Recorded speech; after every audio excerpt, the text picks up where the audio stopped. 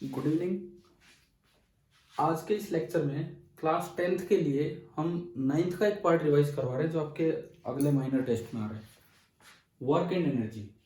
अब अगले 2-3 दिन में आपके दिन में जैसे एक लेक्चर इलेक्ट्रिसिटी का और एक लेक्चर वर्क एनर्जी का डाला करूंगा यहाँ पे।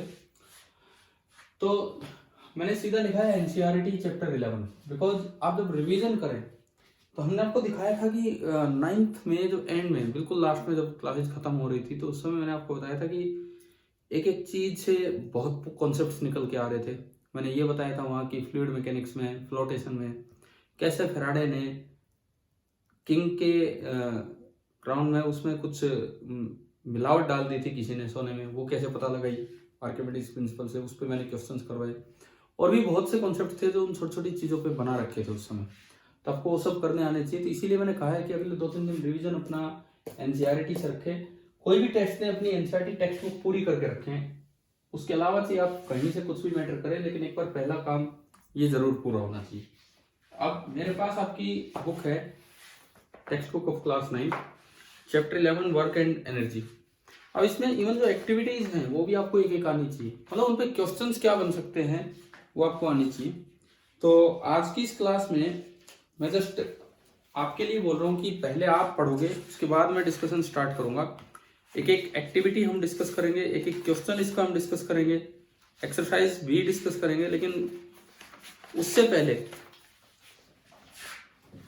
मैं एक जनरल सी चीज पे जाता हूँ। जो एक बच्चे ने आज एक डाउट पूछा मुझसे, और मैं सीधा अगर वहां से स्टार्ट करूं, मैं वर्क की बजाय सीधा यहां स्टार्ट कर रहा हूं। This is the conversion of one form of energy, conversion of one form of energy into another. और मैं वेट करूंगा कल तक आप ये चैप्टर अपना पढ़ लें बुक से, ताकि फिर मैं इसका रिवीजन आपको स्टार्ट करूं। Conversion of one form of energy into another, ये तो दरअसल एक बच्चे ने एक सवाल पूछा था, तो इसीलिए मैं बता रहा हूं आपको। जैसे ये कोई ब्लॉक है जिसका मास है m, और इसको h हाइट ऊपर से गिरा दिया गया, और ये ग्राउंड लेवल को माना गया है कि यहां पे ग्रेविटेशनल पोटेंशियल एनर्जी 0 है। t इक्वल टू 0 पे ये पार्टिकल यहां है, शुरू में ये पार्टिकल यहां पे है। तो हमें ये देखना है कि इसकी 3 तरह की एनर्जी, मैं एक कह रहा हूं पोटेंशियल एनर्जी जीपी, एक कह रहा हूं काइनेटिक एनर्जी केई, एंड तीसरा मैकेनिकल एनर्जी एमई, जो इन दोनों के सम के बराबर होती है। किस तरह से वो चेंज होगी? अगर इन्हें एच हाइट से गिराया गया है तो नीचे आने में जो इसको टाइम लगेगा, एच हाइट नीचे आने में जो टाइम लगेगा, ड्रॉप किया है, मान लो जस्ट यहां से ड्रॉप किया है, तो इनिशियल स्पीड है 0।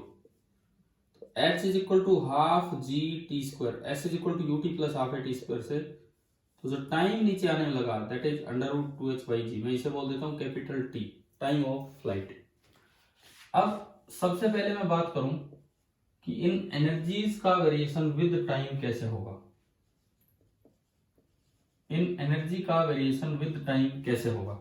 देखो ये 9th क्लास तो है नहीं जो मुझे बिल्कुल स्टार्टिंग से बताना पड़े, आप सारी एनर्जीज का मतलब जानते हो। यहाँ देखिए, किसी भी टी टाइम पे मान लो ये कुछ नीचे आ चुका है, एंड ये टाइम हो गया है t equal to t, and यहां आते आते टाइम हो गया है t equal to capital T, टक्कर से जस्ट पहले। ये आप इक्वेशन लगाओगे तो कैपिटल टी है, तो ये तो हमारा कैपिटल टी आ गया। तो मतलब मुझे ये ग्राफ लेके चलना है 0 से लेके √2h/g टाइम तक, 0 से लेके √2h/g टाइम तक आपको ये लेके चलना है। सबसे पहली चीज आती है पोटेंशियल एनर्जी। देखिए टी टाइम में कितना नीचे उतरा होगा, अगर मैं इस डिस्टेंस को y बोलूं तो ये उतर क्या है, तो y is equal to half g t square, y is equal to half g t square. T time में इतना नीचे उतर क्या है, तो ये हाइट बची कितनी, ये बची h minus half g t square. ये जो हाइट बची ये बची, इसका मतलब टी टाइम पे जो उसकी पोटेंशियल एनर्जी होगी उसका एक्सप्रेशन आ रहा है एम जी इंटू ये, तो m g h minus half g t square बनेगा m g into half g t square, तो g square t square by 2। मेरा पहला एक्सप्रेशन आया पोटेंशियल एनर्जी का, m g h minus m g square into t square by 2, ये मैंने रखा। अब काइनेटिक एनर्जी, यहां आते आते जो ये स्पीड गेन कर चुका होगा v बराबर u प्लस ए टी से आएगी जी टी। यहां आते आते स्पीड जी टी आ गई, यानी कि किसी टी टाइम पे स्पीड जी टी है, तो जो काइनेटिक एनर्जी होगी half into m into v square, and v square is g square t square. And mechanical energy इन दोनों का sum, mechanical energy is equal to potential energy plus kinetic energy, इन दोनों का सम करोगे तो कट जाएगा, तो ये ओनली कितना आया एम जी एच। तो पहला वेरिएशन मैं देखूं विद टाइम, विद टाइम अगर मैं इन एनर्जीज का वेरिएशन देखता हूं तो देखिए आप किस तरह से वेरिएशन हो रहा है। टाइम शुरू में 0 और लास्ट तक आते आते under root 2h by g. Mechanical energy, यहां मैं एनर्जी लेके चल रहा हूं, आपको सबसे पहली चीज दिख रही है कि मैकेनिकल एनर्जी में टाइम आ ही नहीं रहा, मतलब वो कांस्टेंट है। शुरू से लेके लास्ट तक मैकेनिकल एनर्जी कांस्टेंट रही है, और कितनी रही है एम जी एच। अब मैं बात करूं काइनेटिक एनर्जी की, एम जी स्क्वायर बाई 2 तो एक कांस्टेंट है, तो इंटू टी स्क्वायर, तो काइनेटिक एनर्जी की तो पावर 1 है और टी की पावर 2 है।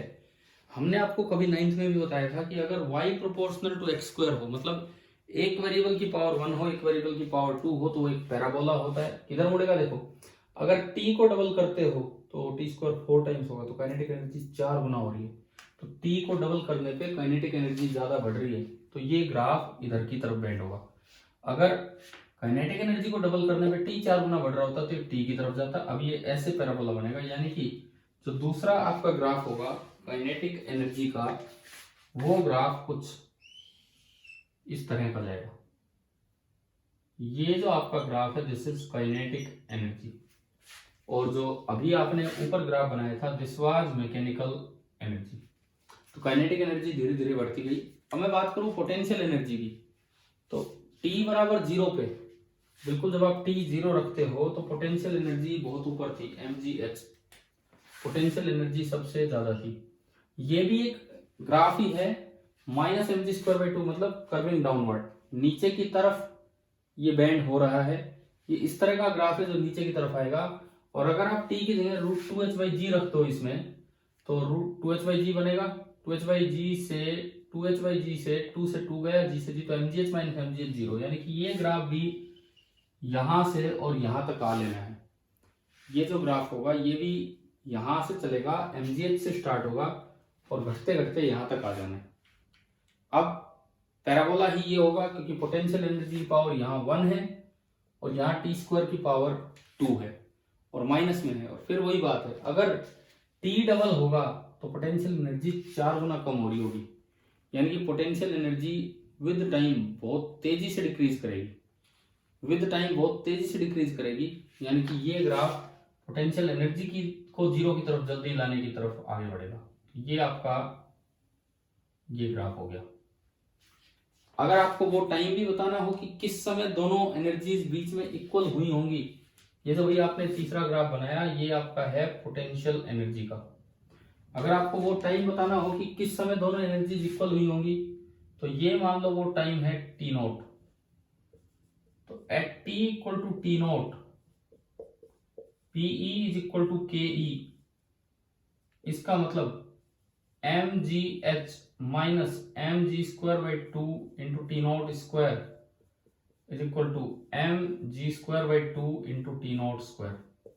ये उधर जाके डबल होगा, ये उधर जाके डबल होगा, तो इसका मतलब है कि एम जी एच बराबर, हमने इसको डबल किया उधर ले जाके, एम जी एच बराबर m g square t naught square, m से एम गया और एक जी से एक जी गया, तो यहां से टी नोट आ रहा है एच बाई जी का अंडर रूट, आधा नहीं है, इससे ध्यान रखना, वो रूट 2 टाइम्स है, वो इसका 1/4 है। तो आपको दिख भी रहा है यार, ग्राफ में दिख रहा है कि आगे है, अब बीच में नहीं है, ये थोड़ा आगे है।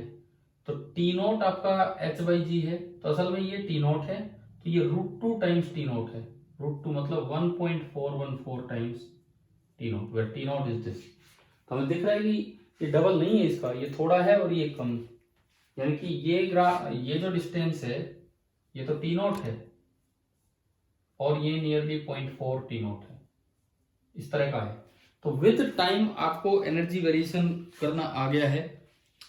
अब मैं चलता हूं विद डिस्टेंस, कि विद डिस्टेंस एनर्जी कैसे वेरी करेगी। शायद ये क्लियर हो जाना चाहिए अब आप सभी को।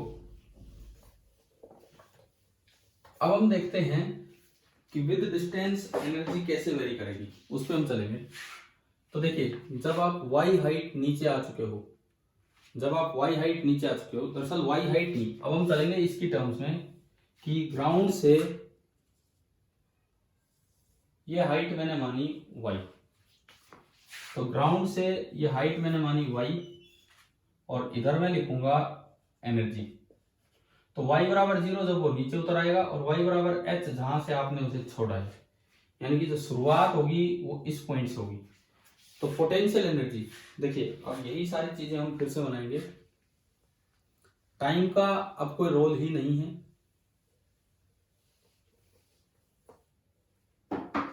हमने फिर से क्या किया, ये जीपी 0 हमने फिर से जीपी 0 कर दी। तो जब आप बीच वाली किसी भी वाई पे आ चुके हैं, तो वहां जो पोटेंशियल एनर्जी लिखी जाएगी इस जगह, that will be simply mgy, यानी कि potential energy is directly proportional to y। तो जो ग्राफ होगा पोटेंशियल एनर्जी का, that will be a straight line. Graph of potential energy will be a straight line. ये तो आपका ग्राफ है पोटेंशियल एनर्जी का, y मतलब potential energy directly proportional to y। अगर इसका स्लोप किसी को बताना हो तो tan थीटा हमारा mg होगा, कि y बराबर mx होता है। तो ये y, ये x और ये m, मैं y बराबर mx से कंपेयर कर रहा हूँ इक्वेशन से। इसकी स्लोप होगी ये, लेकिन इसका एरो उल्टा लगा होगा, मतलब असल में ये यूं आया है, ये ग्राफ उतर के यूं आया है। जब वो शुरू में सबसे टॉप पॉइंट पे था तो उसकी एनर्जी थी mgh, और जब वो बिल्कुल नीचे आ गया तो उसकी एनर्जी होगी 0, यूं उतरा। ये आपका ग्राफ हो गया पोटेंशियल एनर्जी का। अब मैं बात करूंगा काइनेटिक एनर्जी की। तो जब ये यहां आ चुका है तो ये उतरा है h माइनस वाई, तो जो स्पीड ये गेन कर चुका होगा v, that will be equal to u plus a t, यानी कि speed will be equal to, लेकिन मुझे टाइम में नहीं, मुझे h में चाहिए। तो v square equal to u square plus 2as, तो v स्क्वायर आया 2 इंटू जी इंटू एस, और वो उतरा h minus y. Kinetic energy तो यहां से v स्क्वायर बाई 2 आ गया, g into h into y, और अगर मैं m से मल्टीप्लाई कर दूं तो काइनेटिक एनर्जी आई, काइनेटिक एनर्जी आपकी निकल के आई, m से मल्टीप्लाई कर दीजिए इसे, तो यानी कि mgh माइनस mgy। जो हमारी काइनेटिक एनर्जी आई, मैं यहां ढंग से लिखता हूं, it comes out to be kinetic energy is equal to mgh minus mgy। ये आई काइनेटिक एनर्जी। तो ये इस तरह की स्ट्रेट लाइन है, यहाँ इसकी पावर 1 है, यहाँ y की पावर 1 है, तो स्ट्रेट लाइन है, लेकिन उसकी स्लोप नेगेटिव है, उतनी ही नेगेटिव स्लोप है, और वो y इंटरसेप्ट है mgh। देखो y equal to mx plus c, इस तरह देखिए आप, वो मैंने x को y बोला हुआ है। तो इस ग्राफ का y इंटरसेप्ट तो है mgh और स्लोप है माइनस mg। तो जो काइनेटिक एनर्जी का ग्राफ आना है वो हमारा कुछ इस तरह का आना है, ये स्ट्रेट लाइन, स्ट्रेट लाइन बिल्कुल सेम स्लोप, ये थीटा तो ये भी थीटा, वो इसीलिए नेगेटिव है क्योंकि उधर की तरफ से देखेंगे। mgh से शुरू हुई, तो ये आपका ग्राफ बन गया काइनेटिक एनर्जी का, ये आपका ग्राफ था पोटेंशियल एनर्जी का। काइनेटिक एनर्जी बढ़ी है धीरे धीरे, शुरू में काइनेटिक एनर्जी 0 थी, और ये एरो ऐसे लगेगा, और ये वाला एरो ऐसे लगा है। अब अगर मैं मैकेनिकल एनर्जी की बात करूं तो अगेन वही है, potential energy plus kinetic energy. भाई अगर आपको किसी को भी, बच्चे को इसमें कंफ्यूजन है तो मैं फिर से बता देता हूं। देखो आपकी पोटेंशियल एनर्जी आई mg into y, potential energy आपका इधर वाला एक्सिस है, बराबर mg इंटू वाई। तो इसका मतलब ये y, ये इसको y बोला है हमने, जिसको मैक्स बोलते हैं, तो ये उस लाइन की स्लोप है, एंड इसका y इंटरसेप्ट है 0। तो वाई इंटरसेप्ट 0 है तो ये यहाँ से आया, ठीक है। वाई इंटरसेप्ट मतलब इधर वाला एनर्जी इंटरसेप्ट, वाई इंटरसेप्ट को यहाँ मैं नाम दूँ तो एनर्जी इंटरसेप्ट 0 है। अच्छा, फिर मैं आया काइनेटिक एनर्जी पे, तो हमने देखा वो निकल के आई थी mgh माइनस mgy। आप इसको यूं देखिए कि kinetic energy is equal to minus mg into y and plus mgh। तो ये तो बन गया उसका y इंटरसेप्ट,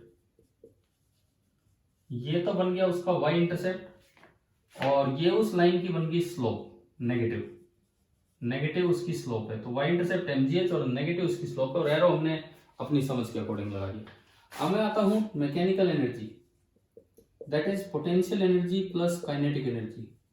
तो पोटेंशियल एनर्जी आपकी है mgy एंड काइनेटिक एनर्जी है mgh माइनस mgy।